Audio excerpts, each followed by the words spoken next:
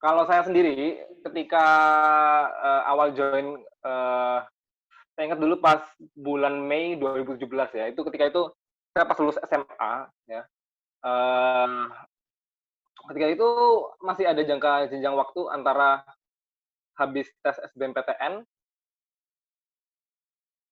Halo, kedengeran ya, Ko, ya? Teman-teman kedengeran nggak?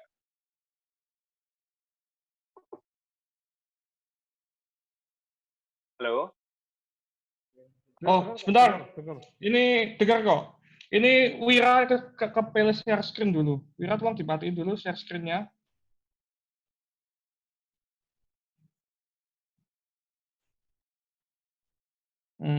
Sebentar.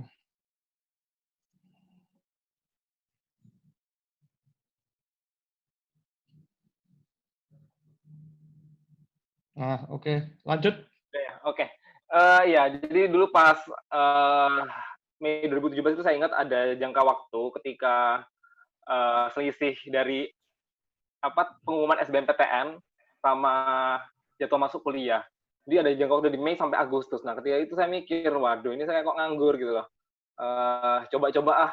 Nah, kebetulan ya, saya mikir agent properti, mungkin bisa saya lakukan ketika nanti saya masuk kuliah. Jadi kan bisa disambi gitu loh. Ya, saya coba. Nah, ketika itu juga nggak mulus juga, ya kan awal-awal gabung kan nggak gampang. Sempet juga ngeprospek, ngenawarin properti ke agen asuransi, akhirnya saya diprospek balik tuh. Nah, akhirnya saya juga jadi agen asuransi. Nah, tapi akhirnya double job tuh, agen asuransi sama properti. Dan asuransi ternyata nggak cocok dengan kepribadian saya, karena kan asuransi itu kayak kita door to door kan, door to door, nawarin, itu rasanya kok nggak cocok ya, saya kok nggak bisa kayak gitu. Nah, akhirnya properti itu enak, ternyata properti itu kita yang dicari orang gitu.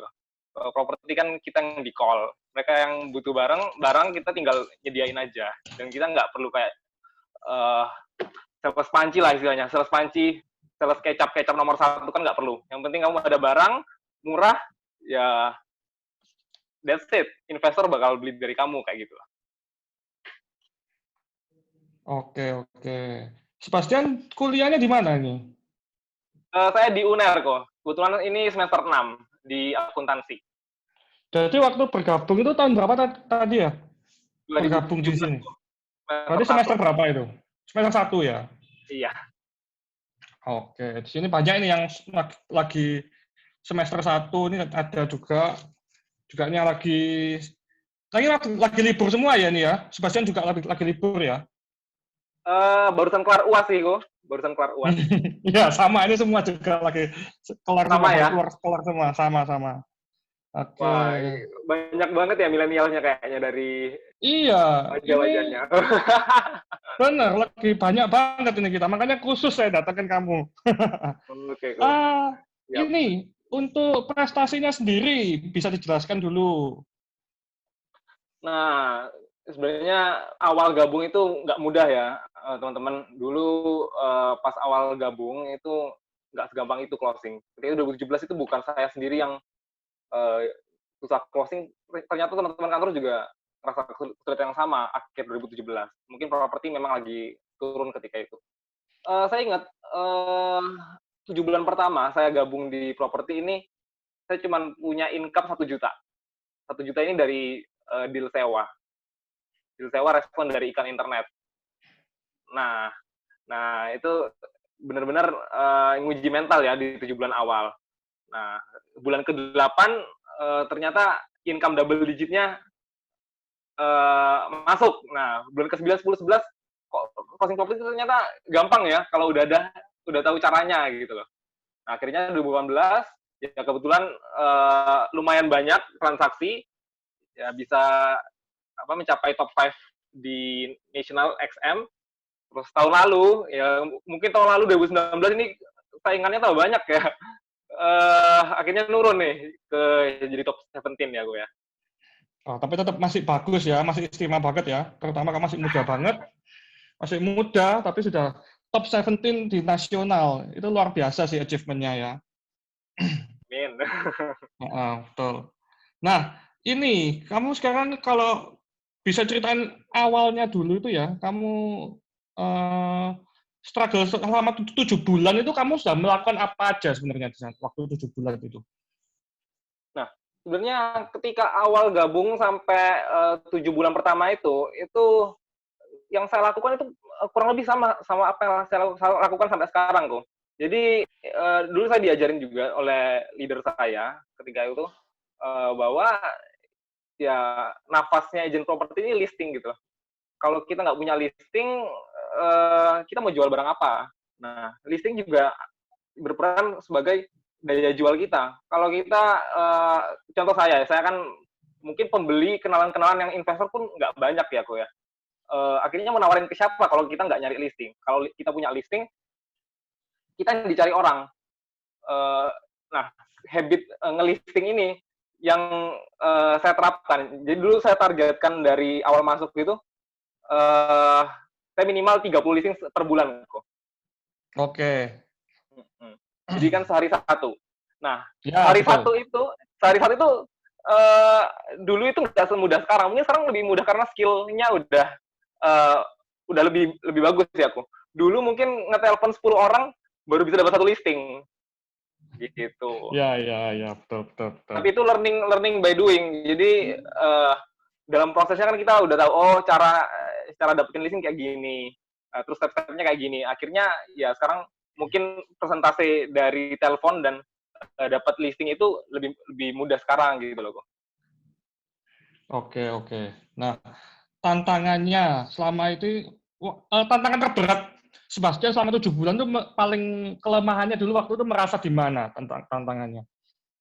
Oh iya, jelas kok. Dulu itu kalau diingat-ingat, wah sempet kayak wah ini properti ini beneran bisa ngasilin duit nggak sih, ya kan? Saya tiap hari udah nelponin, udah ngelisting, udah ngiklan, udah broadcast, tapi kok closingnya nggak nggak ada ya. Dan menurut saya tantangan terbesar ketika itu adalah gimana mental saya diuji ya, mental saya diuji di di di padahal saya udah ngerjain yang harus dilakukan, tapi memang closingnya belum datang. Nah, puji Tuhan saya masih stay sampai bulan ke-8 akhirnya dapat real income-nya seperti itu. Itu closing apa itu, Sebastian? Closing pertama itu saya ingat sewa apartemen Trilium kok. Wah, nilainya berapa itu? Triliun, lumayan mestinya ya. 90 juta dan kobrok. Itu pokoknya net income saya, net commission saya 1 juta sekian lah kok. Nah, 1 juta sekian ya. 1 juta itu untuk saya untuk X1 training kok, langsung. BEP ya? Baru BEP loh kok, 7 bulan loh kok. Nah, ya, betul. Tapi bulan ke-8 akhirnya tiba-tiba ada ketika itu customer gathering Grand Dharma Usada Lagun ya kok ya. Ada project di Surabaya Timur. Nah, saya broadcast ke klien, ya akhirnya tiba-tiba closing. Nah, itu BLT-nya lumayan, double digit. Nah, ya kan? itu ya. Dalam 1 bulan ya? Bulan depannya tuh. Kalau saya nggak stay sampai bulan depan, ya hilang saya. Saya nggak sampai sekarang udah nggak di properti mungkin gue. Iya. Jadi memang di sini ini memang untuk anak muda seperti kamu ini ya, Sebastian, berarti tantangannya memang yang pertama itu networking ya? Betul. Networking-nya kan kita kurang ya, gue ya, karena kita masih mahasiswa kayak gitu. Sebastian ini orang Surabaya asli atau orang luar pulau?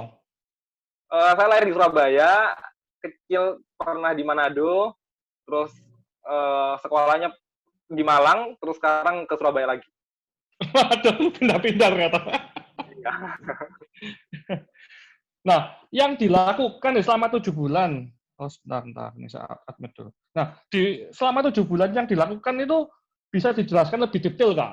Misalnya, saya cari listing seperti apa, kemudian pasang di iklan berbayar apa, gitu. Nah, oh iya, dulu itu saya ingat ketika awal gabung itu, 7 pertama itu saya nggak ada kendaraan kok. Oh, motor juga nggak ada? Motor juga nggak ada. Motor saya dapatkan pas bulan Februari 2018. Itu pas awal-awal gabung itu terpaksa kok. Jadi kesulitan saya ketika itu adalah kendaraan.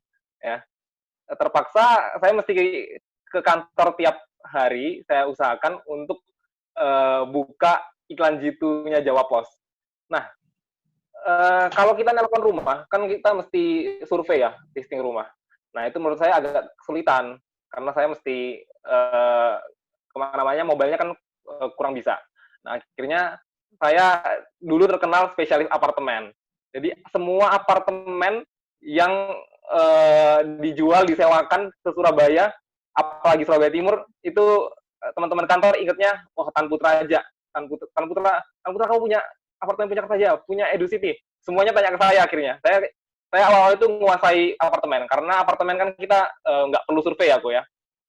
Kebanyakan dikirimin by WA, foto-foto oleh pemilik apartemennya. Jadi kan itu lebih mudah. Akhirnya tugas saya hanya ngiklanin aja sama nge-broadcast. Nah, itu sih awal-awal. Oke, iklan sama broadcast ya awal-awal ya. Iya, Nah, simpel banget. Simpel banget. Nah, yang penting konsisten berulang-ulang ya. Jangan bosan ya. Dalam seminggu, dalam sehari, Sebastian bisa broadcast berapa kali? Untuk broadcast, kurang lebih saya jadwal sehari sekali ya, minimal. Kalau misalnya ada barang hot, ya saya broadcast terpisah. Kalau misalnya ada barang murah tiba-tiba kan. Nah, itu ke agent juga ke klien ya? Untuk jadi ada gini, di grup broadcast ini ada, saya pisahkan 3 kok, teman-teman. Ya, ada broadcast agent, vendor, sama klien. Nah, broadcast klien dan vendor ini nggak tiap hari, karena mereka kan pasti pasti bakal risih mungkin kalau kita broadcast tiap hari. Apalagi barang-barangnya kan nggak tiap hari ada yang murah. Nah, ini barang-barang tertentu aja. Kalau agent ini yang tiap hari, yang agent ini yang teman-teman mesti terus kelihatan gitu. Oh, agent ini nguasai di sini ya, kayak gitu. Oke. Bentar ya. Teman-teman yang mau tanya bisa raise hand ya, atau langsung di chat ya, teman-teman. Oke, sebentar. Saya cek dulu. Nah, terus menurut Sebastian nih, kiat-kiatnya untuk teman-teman yang baru bergabung ini, apa kira-kira? Menurut saya ekspektasinya untuk ketika gabung properti mungkin jangan langsung mengharapkan hasil instan, teman-teman. Jadi kalau saya tetapkan goals di awal. Goals-nya itu mesti terukur. Ya, ada yang bilang goals itu mesti SMART, ya kan? Ada singkatannya tuh, specific, measurable, achievable, dan time measurable sama bisa realistik ya istilahnya. Nah, goals itu dibagi juga jangka panjang sama jangka pendek. Nah, kalau jangka pendek ini yang bisa kita achieve dalam waktu misalnya sebulan. Nah, sebulan ini kayak gimana? Mungkin jangka menengahnya 1 tahun. Nah, seperti itu. Dan ekspektasinya jangan tinggi-tinggi banget di properti ketika awal gabung. Kayak, wah, enak ya kerja di properti ini, duitnya banyak, income tak terbatas, kerjanya fleksibel, ya kan? Tapi akhirnya karena income tak terbatas dan kerja fleksibel, akhirnya kerjaannya nggak benar-benar dilakuin. Kadang-kadang kebanyakan gitu. Kerjaannya itu basic-basic kayak ngelisting, ngiklan, itu kita kurang konsisten di situ. Nah, menurut saya nggak ribet sih. Kalau kita bisa self disiplin, ya, konsisten ngelakuin yang mesti dilakuin. Paling gampang itu self disiplin untuk ngelisting dan ngiklan. Kalau saya, cara kerja saya seperti itu. Oke, ini Sebastian ini sudah mulai ada pertanyaan masuk ya. Ini ada yang raise hand. Kita mulai dari Gilang dulu ya. Silakan ya. Gilang di unmute. Halo. Ya, masuk. Ya, Sebastian. Jadi saya Gilang, perkenalkan diri dulu, Gilang. Oh ya, saya Gilang Wahyu dari Xavier Mark Permai. Ya, jadi saya ini ngikuti IG-nya Sebastian ini. Jadi Sebastian selain properti kan kuliah sama ada usaha itu ya, berbaur itu ya, berbaur. Nah, Asik. itu mana sih tipsnya manage waktu antara ketiga aktivitas itu supaya maksimal ketiga-tiganya itu gimana? Terima kasih. Oke, thank you ya, Mas Gilang. Iya, jadi untuk saya ketika gabung pun saya cukup aktif juga kok di organisasi, ya di organisasi bisnis di kampus. Nah, pas tahun lalu kebetulan ada teman-teman yang mau ngajakin kongsian untuk apa? Untuk bikin kedai kopi.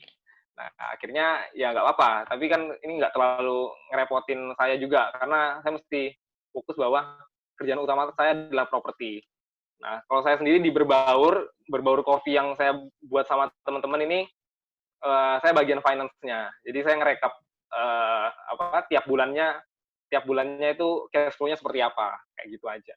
Nah, tips bagi waktunya sebenarnya menurut saya gini, ketika dulu pas kuliah organisasi dengan jadi agen properti pun itu uh, memang memang time managementnya agak sulit ya. Uh, Kayak kuliah pun itu kan kita ada jatah bolos teman-teman. Nah, jatah bolos ini bukan saya mau ngajarin untuk ngebolos ya. Kan ada batas ngebolos per matkul itu kurang lebih 4 per semester. Nah, kalau dilihat dari absen saya, itu nggak pernah ada yang full 100% saya pasti masuk kuliah, nggak.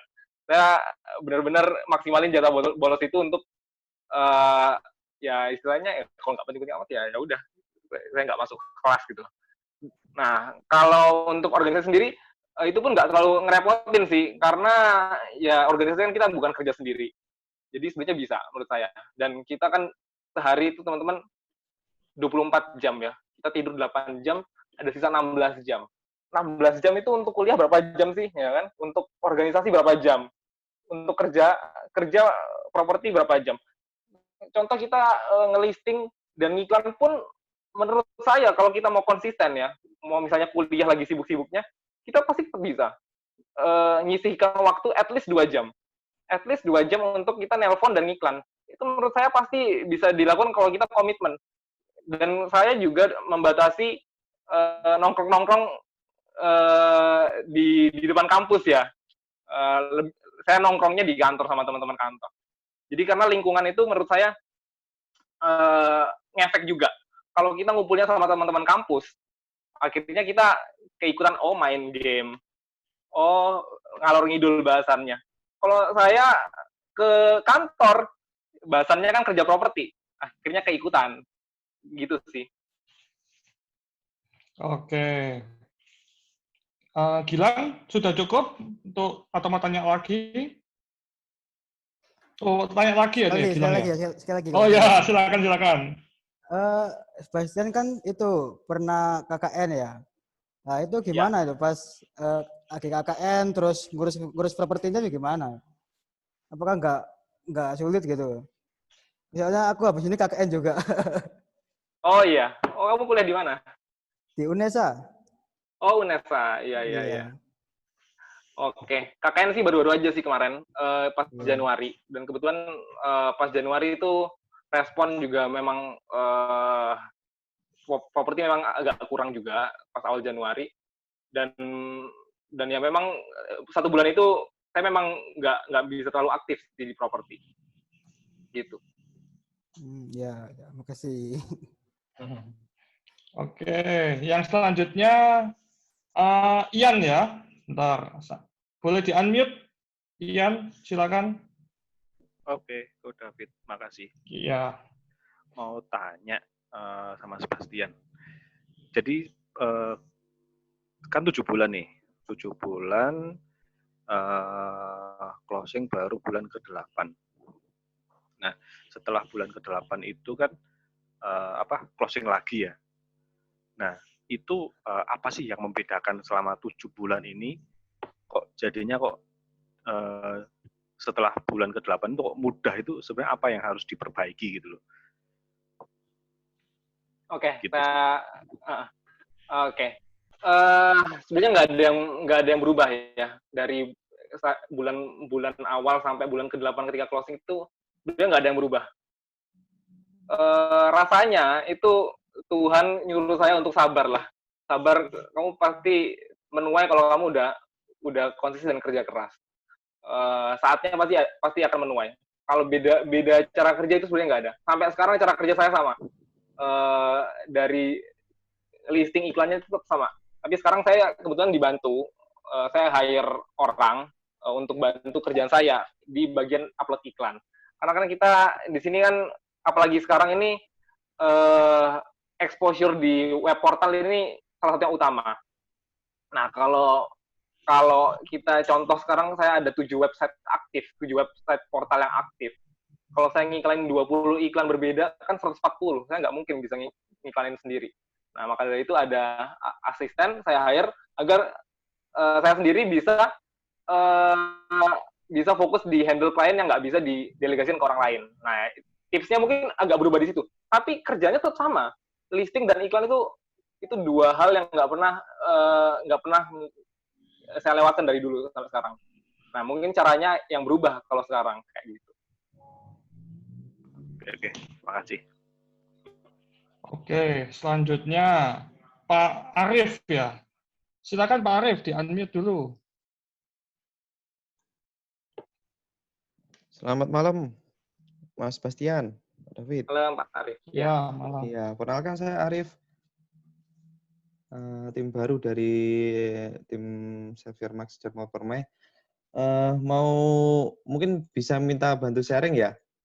Iya. Kemarin itu ada tetangga ya, kan rumah saya di Tropodo di Guardian Regency. Lah, ada tetangga itu yang mau jual rumahnya. Nah, posisinya sekarang itu rumahnya belum lunas KPR gitu. Posisi belum lunas KPR dan istilahnya mau dijual, nanti dibayar kalau dibayar cash sama customer, nanti suratnya bakalan dikasih kalau sudah dibayar cash semuanya. Atas kondisi seperti ini mungkin bisa di-sharingkan apakah ada pengalaman sebelumnya dari Mas Bastian untuk di properti seperti ini. Mungkin bisa di-sharingkan kepada kita, Mas. Oke, Pak Arif, saya mau tanya, itu berarti kondisi asetnya masih dijaminkan di bank, maksudnya gitu ya, Pak? Iya, KPR. Oke, terus mau dioper kredit kan istilahnya? Tidak dioper kredit, jadi owner meminta untuk dibayar cash full, nanti surat-suratnya bakalan dikeluarkan dari bank, seperti itu. Jadi nanti pemilik selanjutnya bakalan menerima suratnya setelah yang pemilik sekarang ini menerima cash dari customer-nya nanti, seperti itu. Iya, itu menurut saya itu sangat biasa terjadi ya. Mungkin Ko David juga paham juga kan. Maksudnya ini kan ketika transaksi seperti ini biasanya ada dua pilihan. Kita mau oper kredit sama take over KPR istilahnya. Sama yang kedua di cashin untuk sertifikat yang lama, terus sisanya kan di KPR-kan di bank kayak gitu kan ya. Iya. Oke, ini saya simak dulu ya. Untuk Pak Arif ini, kalau ini kayaknya agak out of topic, nanti kita bicara sendiri aja. Oh iya, kurang lebih, tapi memang begitu Pak Arif. Kurang lebih memang itu antara solusinya tinggal di cash-in atau di take over kredit aja. Cuma nanti untuk sistemnya nanti bisa kita japri aja Pak Arif ya. Oke, siap-siap Pak. Oke. Sekarang kita ganti untuk sebentar. Pertanyaan dari Ko Anton ya. Ko Anton mungkin bisa di-unmute aja langsung ngomong langsung Ko Anton. Tips penggunaan medsos tadi. Iya, selamat malam Sebastian. Iya, Ko. Ya, saya mau tanya, kira-kira selama pada waktu kuliah kan tadi diceritakan tentang broadcast-broadcastnya. Nah, kira-kira yang paling sering broadcast itu yang penggunaan media sosial, untuk media sosialnya itu tips-tipsnya gimana ya untuk supaya lebih powerful gitu loh, yang pernah dilakukan oleh Sebastian pada waktu itu. Untuk untuk penggunaan media sosialnya maksudnya. Ya gitu aja mungkin ya. Oke, iya kok. Kalau saya sendiri sekarang lagi fokus di Instagram ya, Ko Anton. Instagram saya buat di @property.id dan teman-teman mungkin banyak yang udah buat juga. Dan kebetulan awal tahun ini juga saya kebetulan bikin channel YouTube. Ya memang sekarang sempat mandek bentar karena lagi ada problem sama videographer sama editornya. Terus web portal ada 7 untuk exposure listing. Terus apa lagi? Sama Facebook page ya, Facebook page. Dan paling powerful menurut saya tetap di web portalku. Karena kalau untuk Instagram ini mungkin branding jangka panjang menurut saya, Ko Anton. Karena orang cari rumah kan mereka langsung buka di web portal. Jadi menurut saya respon paling banyak untuk listing secondary itu tetap di web portal tuh.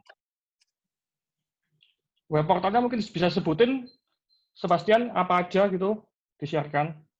Nah, saya sendiri sekarang yang aktif ada OLX, ada 2 akun OLX, terus Lamudi, rumah.com, rumah 123, rumah dijual, sama Urban Indo. Jadi totalnya 7. Itu yang berbayar berarti 4 sendiri ya misalnya? 5 kok. 5 ya itu? 5 ya? OLX 2, Lamudi, oh, iya, OLX 2. rumah 123, rumah.com. Gitu. Nah, OLX-nya sendiri kok 2 itu kenapa? Kok bisa sampai 2 itu? Karena kebanyakan kok. 1000 listing itu, 1000, OLX kan kita beli, Iya. beli itu cuma ya? 1000 doang kan? Iya. 1000 doang, ya kan? Dan tiap web portal itu algoritmanya berbeda-beda. Kalau rumah.com, itu kita bisa spotlight sundul. Istilahnya kita bisa di-repost iklannya untuk kesundul ke atas. Nah, kalau OLX ini beda. OLX ini kita nggak bisa. Kita mesti delete, upload ulang. Akhirnya kan SKN lebih gampang untuk habis ya, kreditnya ya. Habis. Oke. Nah, OLX 2 itu saya bedakan juga. Jadi kan kalau di kantor sendiri, kita ini nge-share foto spek untuk teman-teman lain membantu iklan bareng-bareng. Jadi ada satu akun OLX khusus listingan saya, terus satu OLX satunya ini khusus listingan campur-campur, yang listingan teman-teman agent semuanya. Oh gitu. Jadi Sebastian izin ya ke agent-agentnya itu ya? Betul. Kalau di grup kantor kita udah sepakat yang di-share semua bisa diiklankan. Kalau agent luar kita mesti izin untuk dibantu iklankan. Oke. Ko Anton ada pertanyaan lagi, Ko Anton? Oke, so far sudah cukup lah. Oke. Terima kasih Sebastian. Ya, thank you, Ko. Oke, dari Wira ya. Wira, boleh di-unmute, Wira?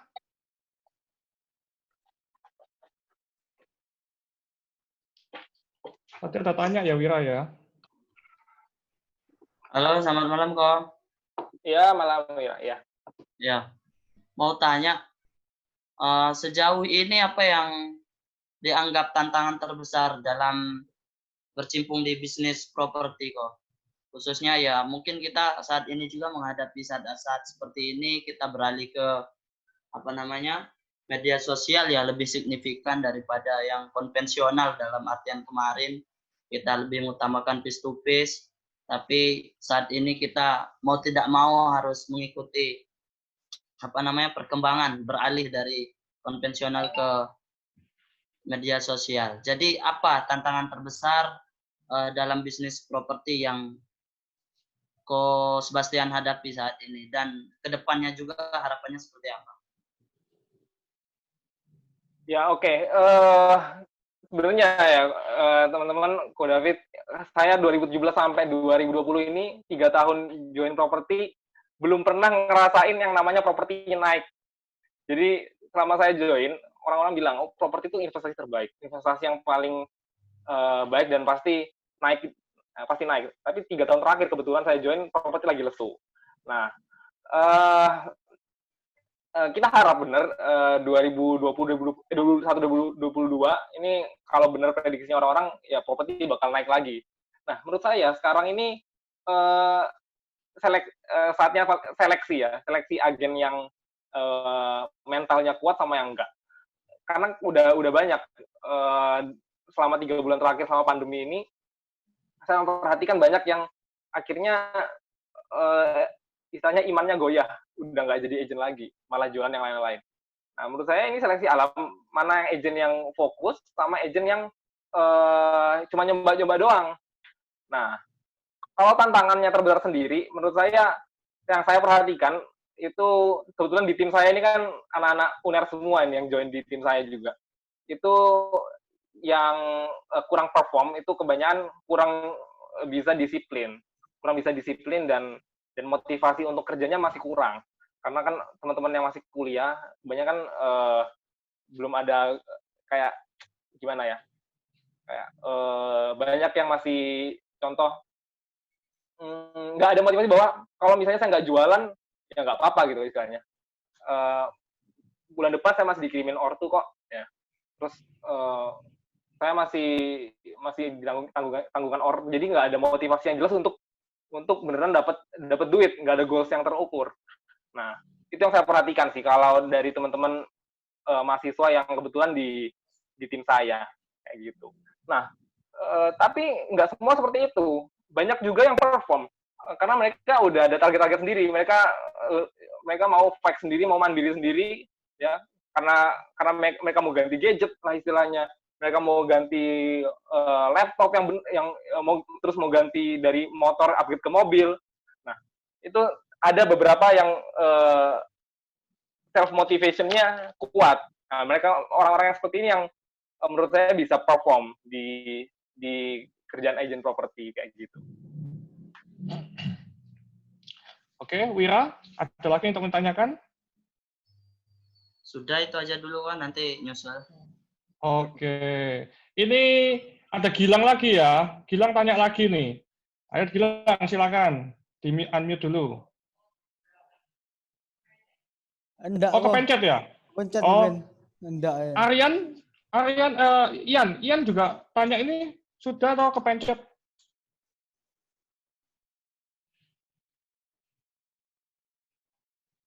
Ian? Kepencet ya, Ian?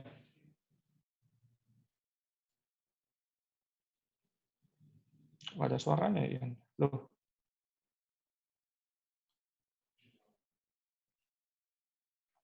Ian? Mau tanya sih, Halo. David. Halo, kok. Oh, iya. Oh iya, iya. nggak apa-apa ya, Ian. Kok, saat ini apa closingan terbanyak dari primary kah atau secondary? Oke, kalau saya sendiri bisa dibilang spesialis secondary ya. Ini kebetulan teman-teman kantor ini lagi hot banget sama primary. Ada Green Mansion Juanda.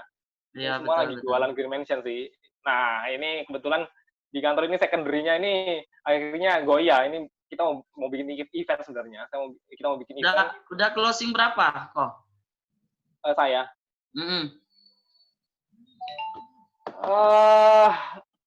2018-2019 ya lumayan. Saya nggak ngitungin pastinya. Oke. Oh, maksud saya primary-nya berapa yang udah di closing wis baru-baru ini atau bulan kemarin gitu?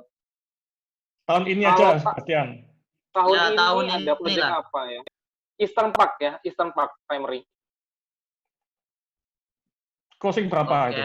Iya, Eastern Park. Eastern Park cuma closing 1 saya kok. Terus ada apa lagi? Gimana kok trik-triknya kalau kita mau menawarkan produk primary kepada klien kita nih? Oke, bilang berarti fokusnya primary ya? Kebetulan Wira ini baru closing. Wira ini baru closing Green Mansion. Oh iya. Jadi lagi on fire ini juga. Iya. Kalau di kantor, ini kita viralkan bareng-bareng, Coach David. Kita bikin konten tiap hari. Jadi konten kita kalau diperhatikan itu berbeda sama konten developer. Jadi istilahnya yang come up di WhatsApp status, di iklan, itu iklannya fresh. Dan tiap 2-3 hari sekali pasti ada konten yang baru. Nah, itu yang menurut saya yang kebetulan yang bikin kita lumayan perform banyak di kantor Mulyasari ini. Kalau saya sendiri sebenarnya belum jualan juga di Green Mansion. Karena ya memang fokus saya memang belum di primary gitu loh. Nah, dari Sebastian sendiri, apa yang membuat memilih antara primary dan secondary itu yang bikin memilih itu apakah lebih baik menurut Sebastian lebih baik fokus di salah satu atau dijalankan dua-duanya aja gitu? Kalau saya sendiri gini kok, dia keduanya sama-sama baik ya kok. Apalagi primary ini kalau kita closing istilahnya kan ada BLT dan komisi. Jadi istilahnya kita punya tabungan ya di ketika tahun depan. Ya. Kalau secondary kan sekali closing aja kayak gitu. Nah, kalau saya pribadi, saya mikir kalau primary ini kok susah ya kita punya keunggulan yang berbeda sama agent lain.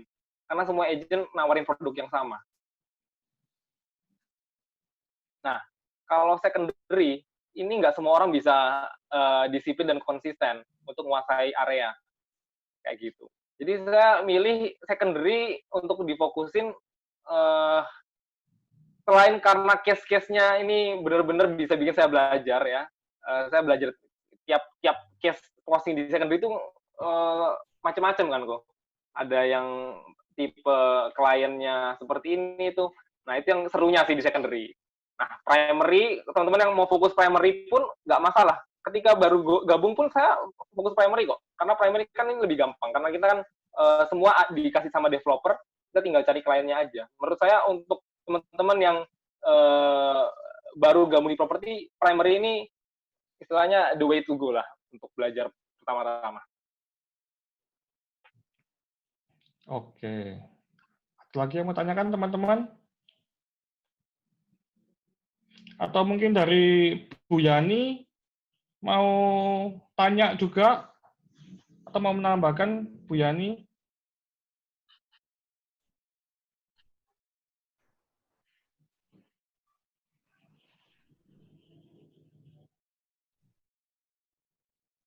Di-unmute dulu.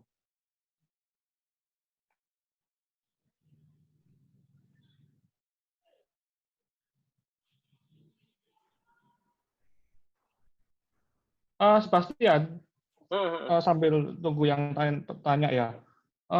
Sebastian sendiri sekarang ini kan sudah kuliahnya sudah selesai. Semester 6 ya? Semester 6 kok. Semester 6 ya. Sekarang ini lebih fokus ke secondary. Nah, secondary-nya sendiri itu tadi kan di awal itu untuk yang berbayarnya itu sendiri langsung pertama kali itu langsung 7 atau berapa dulu? Yang lebih dapat ininya apa? Yang lebih paling banyak dapat incoming call itu yang mana? Oke, buat teman-teman yang baru mau beli web portal, saya sarankan beli yang pertama itu OLX, itu paling wajib OLX ini. Yang kedua, rumah.com. Udah, punya dua ini mesti dibeli paling pertama. OLX ini membership-nya 599.000 satu tahun, 1.000 iklan ads credit ya. Nah, kalau untuk rumah.com ini harganya 600.000 itu paket champion kalau nggak salah. 600.000. Gitu. Okay. Kenapa saya bilang paket champion? Paket champion ini paket champion yang paling atas ya di rumah.com karena kalau kita kehabisan ads credit di rumah.com, kita perpanjang ulang itu bayar ads creditnya lebih banyak. Jadi mendingan beli awal yang paling besar itu lebih untung. Oke, tadi dua itu ya. Saya mungkin mau nambahin tadi ya. Oke. Silakan Pak Surya. Ya, oke. Selamat malam teman-teman. Mungkin ada sebagian yang belum kenal saya mau memperkenalkan diri. Saya Surya, Business Director dari Xavier Mark Indonesia. Saya juga menjabat Principal dari Xavier Mark No Citraland ya. Senang bisa hadir di tengah-tengah tim Xavier Mark Darmo Permai. Tadi saya melihat antusiasme teman-teman dalam bertanya kepada Sebastian ya. Mungkin ada beberapa hal yang saya mau sedikit bantu detailkan. Ada beberapa pertanyaan tadi yang Sebastian menjawabnya mungkin belum dipahami teman-teman karena biasanya yang melakukan ini sendiri nggak tahu. Yang bisa tahu itu adalah orang-orang yang melihat ya. Kalau ditanya tadi ada pertanyaan, apa bedanya closingan pertama yang di bulan ke-7 atau bulan ke-8 ya? Bulan ke-7 tadi ya, Bastian. Sama closingan kedua setelahnya. Bastian ngomong, nggak ada bedanya. Yang penting tekun, yang penting konsekuen ya. Iya. Pasti ada bedanya. 7 bulan itu adalah pengalaman berharga ya, dan itu closingan kecil lagi tadi ya. Setelah itu kita kalau semakin lama kita berkomunikasi dengan para klien, baik itu penjual maupun pembeli, lama-lama kita akan tahu bagaimana karakter calon pembeli maupun calon penjual ya. Kita tahu yang namanya penjual itu sudah pasti mintanya harga setinggi-tingginya. Yang namanya pembeli pengennya beli harga semurah-murahnya. Ya, 7 bulan yang dijalani Sebastian itu sudah pasti menghasilkan satu pengalaman bagaimana mempertemukan dua keinginan antara penjual dan pembeli yang sangat jauh. Yang satu minta dijualkan semahal-mahalnya, yang pengen beli minta dicarikan barang yang semurah-murahnya. Jadi saya melihat sangat banyak, ratusan bahkan ribuan pengalaman seperti apa yang diceritakan Sebastian tadi. Semakin kita mau berlatih, bertemu dengan orang dan melakukan trial terus, semakin kita akan mengenal karakter calon klien kita. Ya, dari situ kita akan semakin fasih dalam berkomunikasi dan bernegosiasi dengan mereka sehingga kedepannya kita akan semakin mudah untuk closing. Ya. Ketakutan terbesar dari semua orang, semua agent properti adalah satu, takut ditolak, takut gagal. Ya, itu yang harus kita kesampingkan. Selalu saya melihat kenapa sih kok kita tuh sulit closing atau mentalnya down seperti tadi Sebastian bilang, ternyata karena penolakan. Padahal setelah ditolak kita juga nggak rugi apa-apa. Ya, yang ada adalah kita mendapatkan pengalaman yang berharga. Itu yang mau saya tambahkan. Pasti terjadi perbedaan apabila kita sudah sampai 10 atau 20 kali ditolak. Jangan dilihat dari sisi negatifnya. Oh, berarti saya nggak cocok di profesi ini ya. Ada lagi yang pernah cerita ke saya, saya nggak jodoh Pak sama profesi ini. 20 kali saya mau closing, 20 kali gagal. Bukan masalah jodoh nggak jodoh. Tapi mungkin kita belum menguasai ilmunya. Begitu kita sudah menguasai, kita mau jual primary, kita mau jual secondary, itu sebetulnya sama-sama enaknya. Karena saya memahami semua teman-teman bergabung di kantor Xavier Mark, salah satu tujuan utamanya adalah cari duit. Ya. Baik itu di primary project maupun di secondary, sama-sama menghasilkan duit. Kalau teman-teman tadi seperti Sebastian bilang, di primary itu enaknya apa? Selain komisi ada tambahan BLT ya, Bastian ya. Kalau di secondary, selain komisi komisi KPR kok biasanya. KPR ya. Jadi sama-sama enaknya pada saat kita berhasil menjualkan sama-sama dapat duit. Itu pesan saya, dan jangan takut ditolak. Kalau hari ini kita belajar banyak dari teman-teman kita, bukan berarti kita besok itu langsung pinter, langsung bisa closing. Enggak, kita harus berani mempraktekkan. Kalau besok ditolak, kita cari klien baru lagi. Ditolak lagi, cari lagi. Ya, kuncinya cuma konsistensi. Jangan pernah takut gagal, jangan pernah takut ditolak.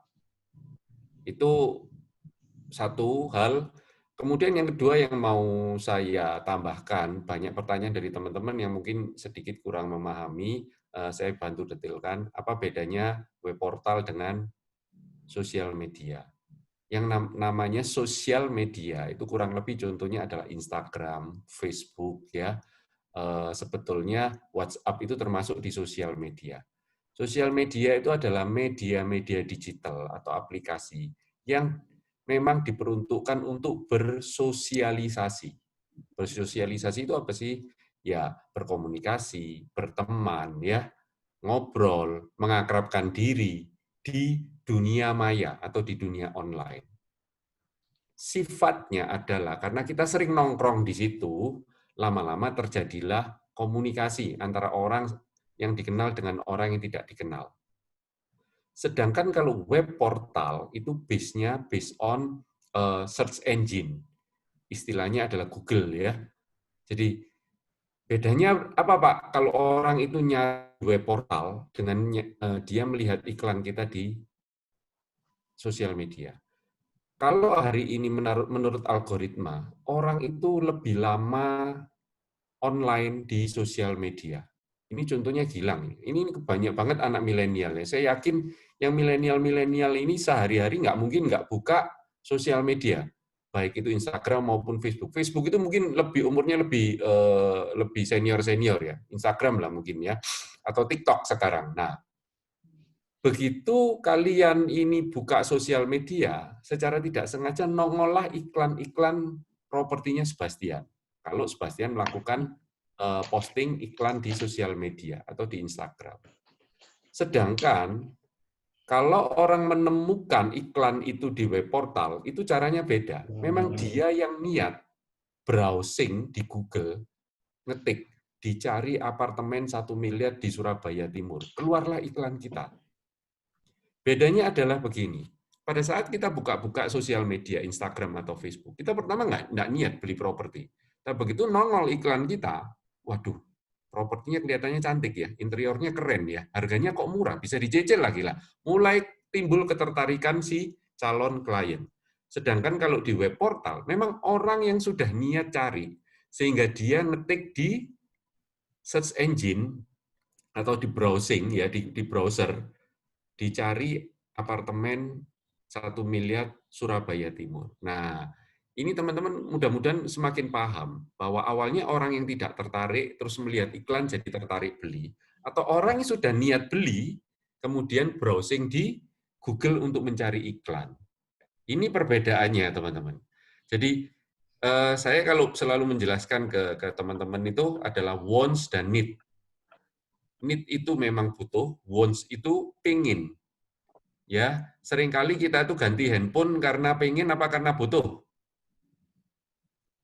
Pengen biasanya. Handphone yang lama itu masih baik-baik aja, baterainya juga masih lancar ya, kameranya masih jalan, dibuat telepon masih oke, dibuat ngetik masih oke. Tapi ada yang baru kelihatannya kok teman-teman sekampus pada pakai yang baru, gengsi saya enggak ganti baru. Ya, itu wants bukan need. Itu keinginan bukan kebutuhan. Ya. Jadi kalau orang butuh biasanya dia nyari di web portal. Tapi kalau orang pengen itu biasanya nggak sengaja melihat dari sosial media. Itu bedanya teman-teman. Tadi apa yang seperti disampaikan Sebastian bahwa sosial media ini memang ada klasifikasi. Instagram itu kita tahu pemakainya adalah kalangan milenial paling banyak. Terus gimana Pak kalau kita mau jualan? Saya tahu Sebastian pernah closing properti di Graph Family kemarin itu berapa miliar ya, Bas ya? Itu 4,5 kok. Nah, kira-kira kalau kita selain Sebastian sekarang rajin ngeposting di web portal tanah sekitar 4 miliar lebih, efektif nggak kira-kira kalau ditaruh di Instagram? Mungkin kurang efektif. Kenapa? Karena warga netnya Instagram itu anak-anak milenial. Mayoritas belum punya duit 4 miliar, ya. Terus apakah efektif properti seharga miliaran itu ditaruh di sosial media? Bisa. Jadi memang secara algoritma sosial media dan web portal itu berbeda. Dan di dalam sosial media pun sudah dibeda-bedakan algoritmanya. Di Instagram dan di Facebook itu algoritmanya berbeda. Teman-teman kalau di Instagram itu biasanya lebih harus soft selling, membangun image kalian sebagai agent yang sukses, agent yang profesional, agent yang kredibel. Lah kalau kalian mau sedikit hard selling, menjual produk, pakailah Facebook. Karena di Facebook itu warga netnya rata-rata usianya lebih senior. Jadi di Facebook nyari yang umur 60, 50, 40 itu jauh lebih banyak daripada di Instagram. Ya, dan di Facebook itu sudah disediakan media-medianya untuk berpromosi, yaitu Facebook Page. Kalian bisa melakukan iklan-iklan di Facebook berbayar, mulai setahu saya sangat murah, mulai Rp50.000 tergantung kalian mau menjangkau siapa. Dan bagusnya di Facebook atau ini kebetulan saya mau bicara Facebook dulu ya supaya detail ya. Kalian bisa mentarget, oh iklan saya hanya mau dilihat oleh gendernya cowok atau cewek, itu bisa disetting. Iklan saya hanya mau dilihat oleh umur 40 sampai dengan 60. Kenapa yang 60 sudah tidak mau beli properti? Karena maunya beli properti cuma 2x1, misalkan gitu ya. Yang di bawah 60 mungkin masih mau beli properti yang lain. Jadi itu bisa kalian setting. Dan iklan dan uang kalian yang 50.000 tadi itu berkurang pada saat iklan kalian itu diklik, dilihat. Kalau cuman orang itu cuman sepintas saja tidak ngeklik iklan kalian, duit deposit kalian yang 50.000 di Facebook tadi tidak berkurang sama sekali. Jadi sedemikian powerful-nya hari ini teman-teman bisa melakukan iklan digital, ya. Tapi saya tidak menutup kemungkinan bahwa di web portal seperti apa yang dilakukan Sebastian tadi itu juga hari ini sangat powerful. Kemarin ada beberapa teman yang juga sukses jualan primary itu juga melalui web portal. Dengan catatan kita mengikuti syarat-syarat web portalnya.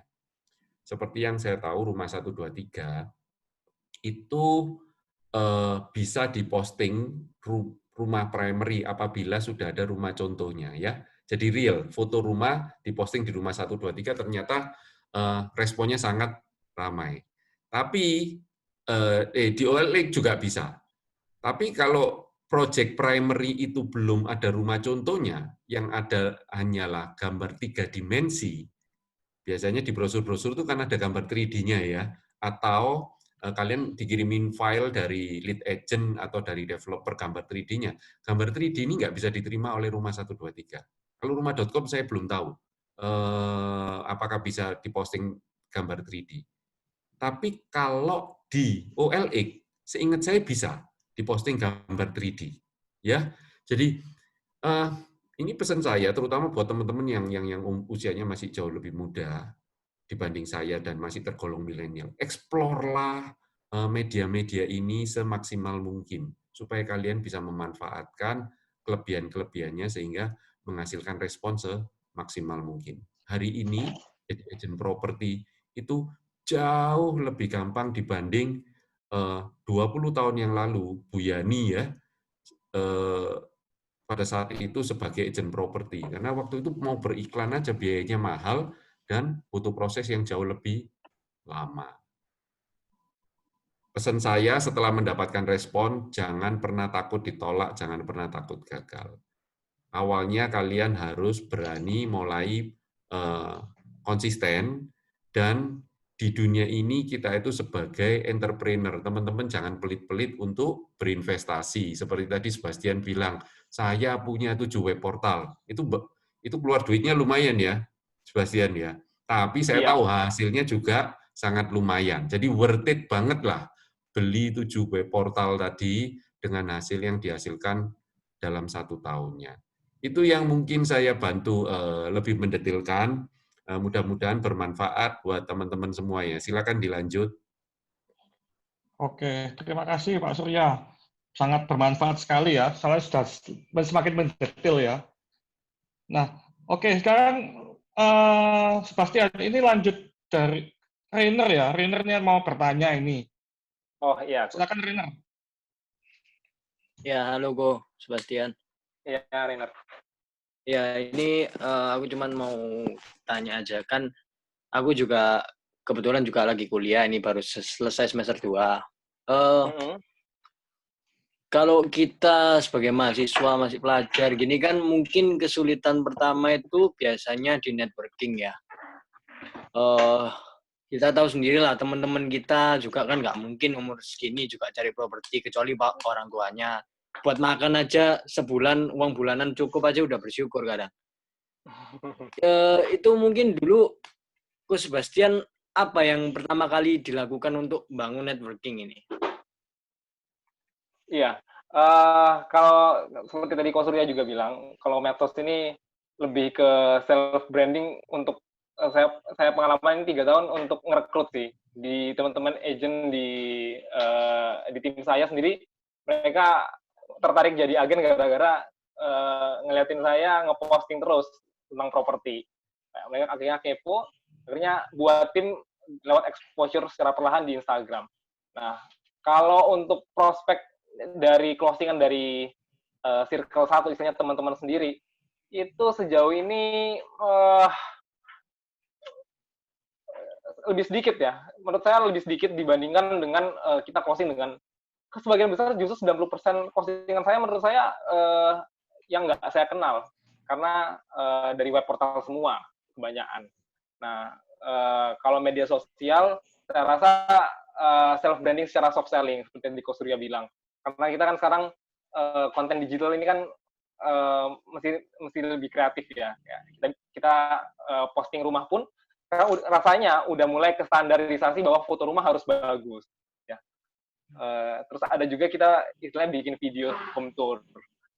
Menurut saya itu yang bakal membedakan kita dengan agen lainnya. Kalau kita exposure untuk di media sosial untuk listing-listing itu berbeda lah istilahnya seperti itu. Oke, thank you, Go. Ya. Oke, teman-teman yang lain ada lagi? Oh iya, teman-teman, ini juga sekalian info aja. Ini kita kedatangan 3 teman baru ya. Baru aja hari ini join dari teman-temannya Gilang ya. Ada Didin, kemudian ada Aditya, satu lagi kok nggak ada di sini ya. Gilang, temenmu satu lagi, siapa namanya kok lupa? Rever. Rever nggak ada ya? Tadi kayak masuk deh. Mungkin udah keluar mungkin. Udah keluar ya? Oke. Iya, teman, hari ini responnya cukup bagus ya, teman-teman ya. Ini teman-teman mengapresiasi dengan baik. Acara hari ini saya berterima kasih banyak. Juga untuk Bu Yani, mungkin ada mau tambahan, Bu Yani? Di-unmute dulu, Bu Yani.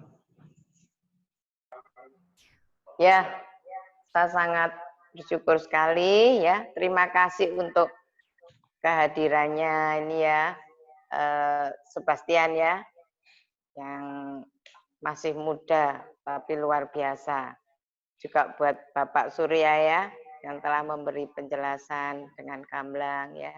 Juga semua teman-teman ya, Sivir Darmo Permai atau Damai yang sudah mengikuti dari meeting ya melalui Zoom ini ya. Ini menurut saya memang benar tadi apa yang dikatakan Pak Surya bahwa yang lalu baby boomer lain dengan yang milenial sekarang.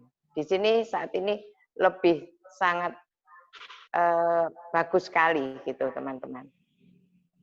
Dan yang penting adalah jangan tadi takut ditolak. Jadi istilahnya jangan patah arang. Kita harus ulet. Kita harus sebagai XA itu ya, sebagai marketing itu setiap kali kita harus berpengharapan. Dan kita jangan lupa juga harus memang rajin karena pekerjaan ini juga juga harus kerja keras. Dan tadi kalau memang disiplin itu yang tadi seperti dikatakan oleh Sebastian ya, paling enggak kalau kuliah mumpung ngomong anak ya, antar jemput anak dan sebagainya, minim itu 2 jam tiap hari kita buka-buka ini handphone kita. Iya, jadi itu. Jadi kita harus jangan patah arang, jadi ulet, dan pasti kalau kita mau terus dan fokus, pasti nanti berkat itu akan datang. Karena Tuhan tahu ya bahwa kita sudah bekerja dan kita juga nggak gampang putus asa. Pasti Tuhan akan memberikan yang terbaik buat kita semuanya. Ini yang saya tambahkan, David, dan saya kembalikan ke David ya. Oke.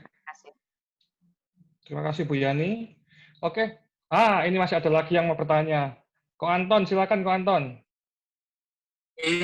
Saya mau tanya kepada Sebastian tadi ya. Iya, kok.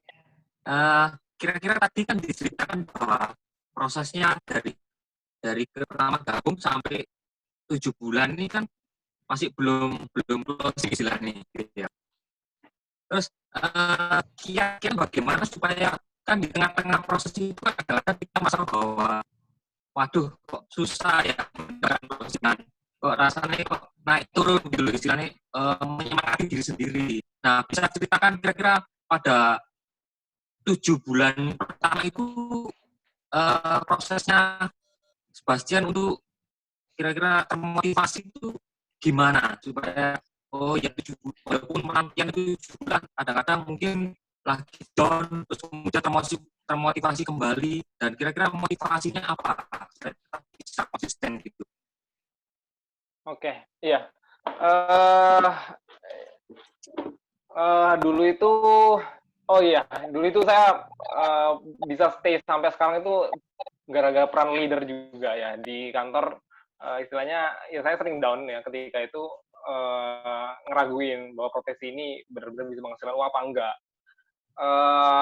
Tapi ngelihat dari cara-cara leader kerja, terus ada juga yang ceritanya kurang lebih sama seperti saya gitu, pas awal-awal gabung susah closing. Saya yakin ketika itu bahwa pada saatnya ketika mungkin skill sudah bertambah dan pada waktunya ya itu closingnya pasti bakal datang. Kalau motivasi saya sendiri untuk kerja di usia muda itu karena saya nggak pengen nyesel ya ketika nanti saya udah terlalu misalnya contoh lah saya udah usia 50, saya 60, terus saya nyesel bahwa usia muda saya ketika saya masih sangat energik, saya masih banyak waktu, saya sia-siakan gitu loh. Saya rasa ini saat yang paling tepat ya, apalagi sebelum lulus kuliah, di mana teman-teman sebaya saya ya masih bimbang setelah lulus kuliah mau kerja apa. Saya udah ada goals yang pasti. Itu saya bersyukur karena saya udah mulai duluan, misalnya kayak gitu. Jadi ketika lulus pun saya rasa ya saya tahu apa yang harus saya lakuin seperti itu. Oke, Anton sudah cukup? Oh, sebentar, tadi tak mute. Cukup, terima kasih. Sebastian sangat ya. membuat kita termotivasi, khususnya teman-teman mungkin yang saat ini masih kuliah gitu atau mungkin masih belum closing, kita terus dibuat termotivasi terus gitu ya. Terima kasih Sebastian. Iya, mau nambahin juga kok. Ini sebenarnya dulu ketika gabung, mungkin saya satu-satunya di kantor itu yang masih mahasiswa, nggak sebanyak sekarang. Ini kalau di kantor yang mahasiswa udah 20-an mungkin. Dan rame banget orang-orang mahasiswa nyambi sama jadi kerja properti. Tapi itu inline menurut saya dengan kecanggihan medsos. Justru menurut saya teman-teman milenial yang masih muda generasi Y ini yang lebih generasi Z ya, yang lebih aware sama media sosial, bisa lebih kontennya lebih bagus di media sosial seperti itu. Menurut saya ini saatnya untuk ya kita yang anak muda yang lebih energik, yang lebih kreatif, yang lebih bisa menuai di saat kondisi seperti ini. Seperti itu. Ya, oke. Ini ada Bu Yani ya. Bu Yani mau menambahkan sedikit tadi. Silakan Bu Yani. Ya, teman-teman, saya akan menambahkan sedikit ya. Kenapa saya kok bisa bertahan ya? Maksudnya, saya ini di antara dulu kerja pertama di admin pabrik rokok, kemudian di Astra, kemudian jadi distributor air minum, kemudian saya dikenalkan dengan properti, dan ternyata paling saya suka itu adalah di properti ini, karena di properti ini saya kok merasa senang, sehingga waktu itu saya bertahan sampai 14 tahun di properti. Dan karena apa sih? Orang tua itu kalau punya anak, nanti pasti anaknya itu juga pengen dibelikan atau anaknya juga beli. Dan orang tuanya nanti sudah rumah besar, jadi minta rumahnya kecil, yang besar dijual. Jadi nggak pernah habis, terus berputar terus. Karena nomor satu adalah ini tempat tinggal. Itu yang sangat diperlukan oleh orang-orang ya yang dalam kehidupan ini. Jadi properti ini terus nggak ada habisnya itu teman-teman. Dan juga saya bekerja itu juga dengan diri sendiri ya. Intinya nggak tergantung dengan orang lain, kecuali ya memang PA itu ada waktu itu saya itu. Tapi seperti misalnya waktunya juga fleksibel. Jadi saya bisa jemput anak, bisa pergi juga. Dan kalau misalnya oke, kita perlu dipanggil untuk ya Pak nanti jam sekian demikian. Jadi waktunya itu loh fleksibel, sangat senang sekali saya. Jadi juga kita waktu itu kalau di mana air minum atau apa waktu itu distributor itu ketemunya nggak bisa bos-bos itu, paling dengan pemilik toko, dengan bagian pembelian, ya, terus juga dengan pokoknya bukan bosnya. Kalau di sini yang tanda tangan, ya apa kita langsung ketemu dengan bos langsung. Nah itu teman-teman. Jadi kenalan kita adalah bos-bos, bukan dengan orang-orang yang ini ya, mungkin pegawainya atau apa, atau pembeli penjual itu kan biasanya namanya sendiri, terus pemilik sendiri, pembeli sendiri. Nah itu teman-teman. Jadi saya sangat menyukai di properti ini ya, ini yang bisa saya tambahkan teman-teman. Dan tidak pernah habis karena terakhir saya dengar dari teman yang punya ini usaha apa itu, ternyata saat-saat seperti ini pandemi ini dia turun omset dan akhirnya tutup. Tapi di properti kita tetap jalan. Dan ini yang saya bisa tambahkan sedikit ya. Terima kasih. Kiranya kita tetap semangat. Amin. Ya, oke. Jadi ini dari Bu Yani ya. Itu kita bisa tahu bahwa memang nggak ada habisnya properti ini. Plus kita juga tidak rugi apa-apa. Jadi intinya kita ini yang di bisnis ini kita yang mengambil keuntungan dari kondisi apapun juga. Jadi walaupun lagi pandemik ataupun nggak lagi pandemik, itu tetap ada yang jual, juga tetap ada yang beli. Jadi kita ini benar-benar istilahnya nggak rugi apa-apa kita di bisnis ini ya, teman-teman ya. Jadi kalau yang lain bilang bisnis lagi sepi, kita ya harusnya sih aman-aman saja. Kalau kita berpikir positif, kita pasti sadar bahwa sebenarnya tetap ada transaksi, baik jual ataupun beli, semuanya masih ada, nggak ada masalah, gitu. Karena di saat pandemi gini banyak yang menjual rumah kan, tapi kan di satu sisi juga pembeli yang dari perusahaan yang lagi naik daun, misal dari bisnis sembako, dari bisnis medis, ya kayak gitu-gitu, itu kan lagi naik daun semua. Itu mereka jadi pembelinya, gitu. Jadi di situasi apapun, bisnis properti ini tetap kita yang diuntungkan. Jadi kalau teman-teman sekarang ini memutuskan masuk ke tempat dunia properti, itu menurut saya memang sangat tepat sekali ya teman-teman ya. Bukan gitu ya, Sebastian ya? Iya, Pak David. Dan juga kita di sini seperti Ko Surya bilang tadi, kita mesti berpikir bahwa bisnis ini adalah kita sebagai wira swasta. Kita ini entrepreneur, bukan pegawai. Ada beda agent yang mindset sebagai pegawai sama agent yang mindset sebagai entrepreneur. Agent yang mindsetnya seperti pegawai, mereka akan disuruh untuk ngelakuin project apa, mereka baru ikut jualan. Bedanya kalau sama agent yang mindsetnya entrepreneur atau wirausaha, mereka udah punya setup goals harian. Contoh yang kayak kalau saya sendiri disiplin untuk leasing dan iklan.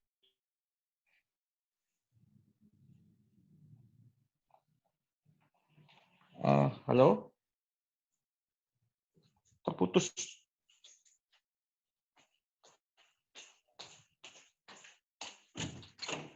Putus dari mananya ya? Bisa penghasilan kita adalah kita sendiri. Kayak gitu. Oke. Halo? Iya, ya. Oke, sudah masuk, iya. sudah masuk. Kayak gitu. Bisa diulangi ya, Sebastian ya? Ini tadi sempat terputus. Terputus, oke. Jadi saya mau sharing bahwa ada yang agent yang mindset sebagai entrepreneur dan agent yang mindset sebagai karyawan. Nah, kalau agent yang mindset sebagai entrepreneur, mereka tahu apa yang mereka harus lakuin setiap harinya tanpa disuruh. Kan pasti bisa dilihat ya, ada agent yang ketika disuruh untuk jualan, ayo jualan ini, akhirnya ngikut arus, karena dia nggak punya motivasi diri sendiri untuk target sendiri. Itu menurut saya yang penting, bahwa kita nggak boleh nganggap bisnis ini kita sebagai pegawai, karena kita ini stand by our own ya, kita ini kerja bahwa ya motivasi dari diri sendiri, hasilnya untuk diri sendiri, seperti itu. Itu sih menurut saya. Jadi dari cara kita ngerjain bisnis ini itu juga berpengaruh dari untuk outcome-nya ya. Menurut saya seperti itu. Oke. Teman-teman ada yang mau ditambahkan lagi? Teman-teman ada yang mau tanya? Sebagai penutup mungkin saya mau tambahin satu data ya, David ya, teman-teman. Jadi kebetulan saya ini yang pegang data transaksi Xavier Mark seluruh Indonesia. Just info aja, kalau orang-orang di sekitar kita saat pandemi ini sering menyampaikan bahwa kondisi perekonomian memburuk, berdagang itu susah, ya mungkin di bisnis lain, mungkin di brand lain. Tapi data di Xavier Mark Indonesia menunjukkan dibanding dengan omset bulan Januari sampai dengan Mei 2019, dibanding dengan Januari hingga Mei 2020, ternyata kita meningkat, teman-teman. Dan peningkatannya sangat drastis. Jadi ini terbukti bahwa transaksi properti yang dihandle oleh tim Xavier Mark seluruh Indonesia itu meningkat. Jadi kalau di luar sana mungkin teman-teman sering mendapatkan berita negatif bahwa kalau bisnis sepi otomatis transaksi atau bisnis-bisnis lainnya ikut terdampak, ikut sepi. Tidak demikian kenyataannya. Di Xavier Mark Indonesia dengan kita mau memanfaatkan metode-metode terbaru dengan dunia digital online, kita bisa menangkap peluang-peluang transaksi ini jauh lebih besar dibanding dengan kompetitor-kompetitor di luar Xavier Mark. Jadi besar harapan saya teman-teman mau menangkap kesempatan ini dengan strategi-strategi yang terbaru yang telah diterapkan oleh Xavier Mark. Ya, jadi pertumbuhan ini saya juga melihat untuk semester kedepannya kita punya peluang lebih besar untuk omsetnya lebih bertumbuh dibanding dengan semester pertama tahun 2020. Mudah-mudahan teman-teman di Xavier Mark Darmo Permai juga ikut merasakan pertumbuhan omset dari transaksi properti yang dihandle oleh seluruh tim Xavier Mark Indonesia.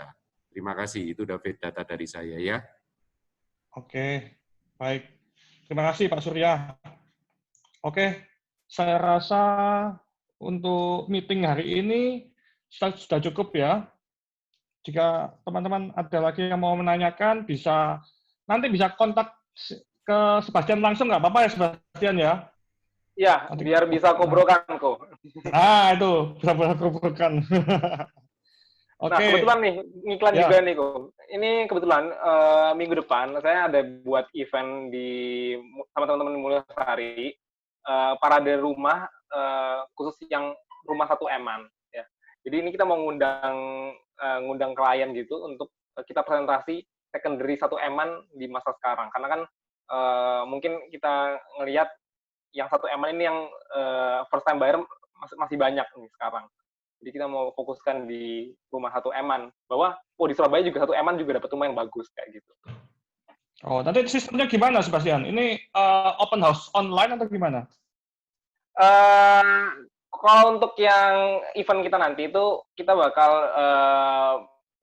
undang klien di Zoom meeting. Nah, tapi untuk bahan-bahannya sendiri ini listingan saya sendiri saya udah kumpulkan sih. Jadi kalau dari saya sendiri udah sekitar 20-an itu udah terkumpul untuk rumah 1 eman yang minimalis baru. Jadi teman-teman kalau mungkin ada klien-klien yang nyari rumah 1 eman, saya bisa bantu sharingkan nanti foto-fotonya, ya siapa tahu bisa kumpulkan kayak gitu. Boleh. Itu jadi di timur tersebar di seluruh Surabaya ya? Kalau saya kebanyakan Surabaya Timur, tapi Surabaya Barat ada beberapa kok. Kurang lebih cuma 5-6 buah sih. Maksudnya ini untuk ngejangkau bahwa rumah-rumah yang minimalis dan 1 eman di Surabaya ini ternyata masih bagus-bagus, masih banyak gitu. Oke.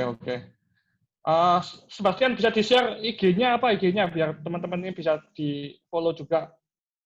Oh ya, ada 2 Instagram, yang pribadi @sebastiantan_. Terus untuk galeri properti itu @property.id. Itu di situ semuanya listingan saya pribadi. Jadi teman-teman lihat ada yang bagus, mau minta foto spek by WA nanti saya kirimkan, kita bisa kobrokan. Oke, sip. Oke, jika tidak ada yang mau menambahkan lagi, kita tutup ya sesi meeting kita hari ini. Saya ucapkan terima kasih buat Pak Surya yang bisa menambahkan tadi berbagai macam tambahan yang sangat bermanfaat. Juga untuk Sebastian sendiri, terima kasih banyak sudah mau membagikan pengalaman-pengalamannya ya selama menjadi agent properti ini. Oke, terima kasih. Sampai ketemu teman-teman ya. Ya, sampai jumpa teman-teman di meeting-meeting online selanjutnya ya. Terima kasih Sebastian. Sampai jumpa. Ya, thank you Go. Ya, terima kasih. Terima kasih. Iya, Ceng.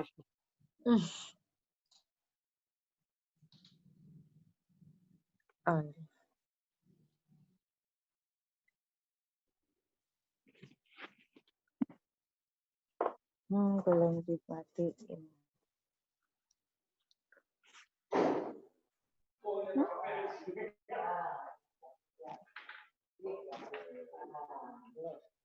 Punya listingan.